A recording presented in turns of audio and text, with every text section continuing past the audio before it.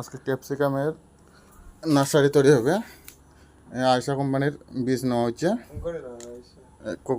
কোকোপিটের সাথে কিছু গোবর মিশাবো, সঙ্গে কিছু মাটি।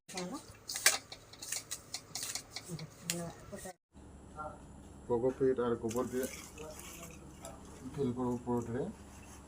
ফিল করার পর একটা একটা করে চারা দিব এখানে।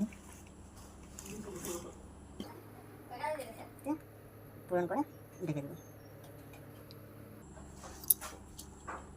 বীজ দেওয়ার জন্য গত করা হয়েছে, এখন একটা একটা করে বীজ দেবো, প্রত্যেকটাতে একটা একটা করে দিয়ে কোকোপিট দিয়ে ফিল করে দেবো, তারপরে ঢেকে দেবো।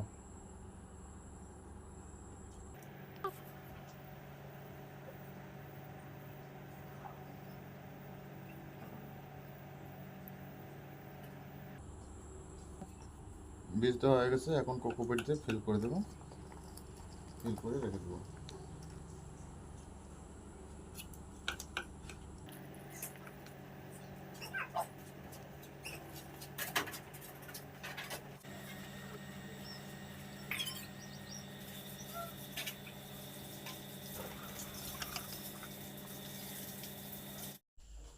সব বেশি দেওয়া হয়ে গেছে, এখন একটার উপর একটা রেখে 3 দিনের জন্য প্লাস্টিক দিয়ে রেখে দেব।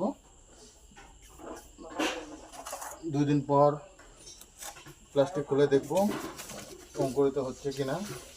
যদি অঙ্কুরিত হয় তারপরে রোদ্রে দেওয়া শুরু করবো।